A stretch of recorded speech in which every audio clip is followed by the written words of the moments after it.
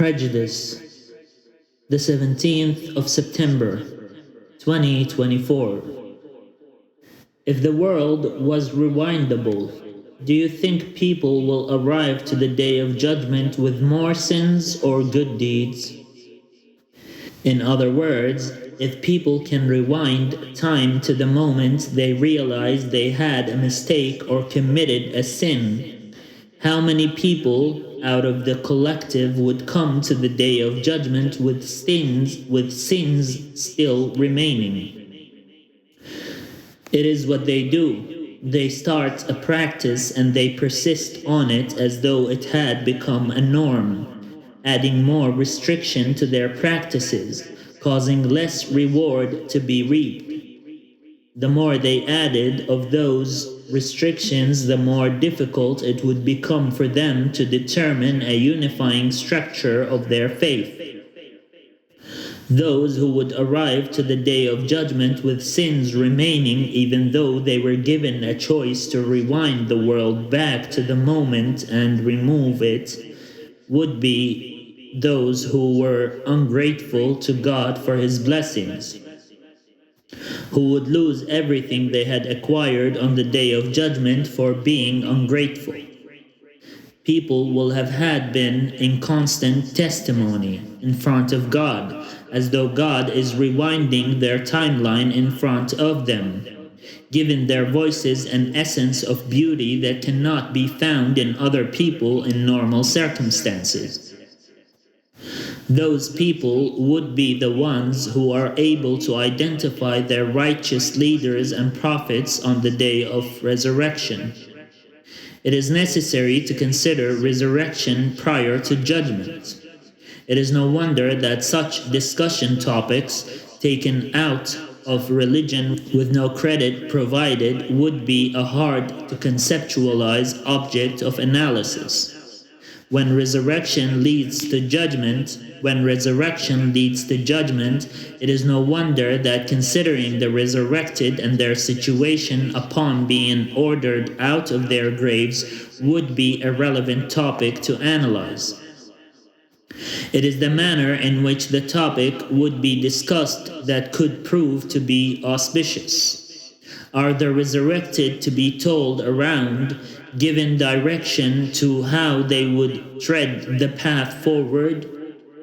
This is the job of the leaders. Are the resurrected to be described from the perspective of a story? Then which language would be used? If it is a concept that is present in religion, then usage of religion to provide explanations to things of the unseen and undetermined is frowned upon. How would a person explore the resurrected without relying on images? The 2nd of October, 2024. Prejudice.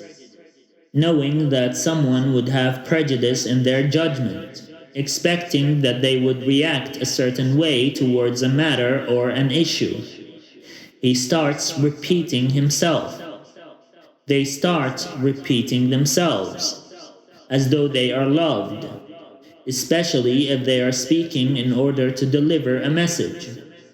Who threatens you with fear? According to Quran, that is Satan. That's from Satan. This rhetoric of Muslims are going to take over the planet, or it's going to be Planet of the Apes. They are secretly trying to usurp power from the Western nations. Makes for a good mini-series on Fox. We were talking about this yesterday, the effective media pedagogy. If television is main source of religious education, then you have a problem, and you need to check yourself before you wreck yourself. Where did he quote Ice Cube in this? None of them wanted to be known. But know that above all of that, you are Muslim. When words sound like other words, does that happen by their pronunciation, annotation, or the words' meanings to you? dear reader. The Prophet Musa, peace be upon him, alayhi salam, he was an Israelite from Bani Israel, Yisrael. That was his ethnic distinction. In Exodus chapter 6, we are told that he is from Bani Levi, from the Bani Levi, which means a Levite. Levi is read like Lawi in Arabic. So Lawi is the family from which Jesus and all the prophets after Moses came from. Alayhim salatu wassalamu ajma'in. Moses, he was born in Mitzrayim, or in Misr, in Egypt. That's his national distinction. He spoke ancient Egyptian and ancient Hebrew. That's his linguistic distinction. At the time of Moses, Jew referred to being a descendant of Yehuda, Judah. I thought it was having been a follower of Hud, who is another prophet before Moses. Being called Christian was originally a derogatory term. They were being expelled from the city of Antioch. The earliest Semitic Christians called themselves the Nazarenes, or Evyonim, and they considered themselves a sect in Judaism. We consider that his or Moses' spiritual identity, which overrides everything, was Muslim. وَكَانَ عِنْدَ اللَّهِ وَجِيهًا. عليه الصلاة والسلام.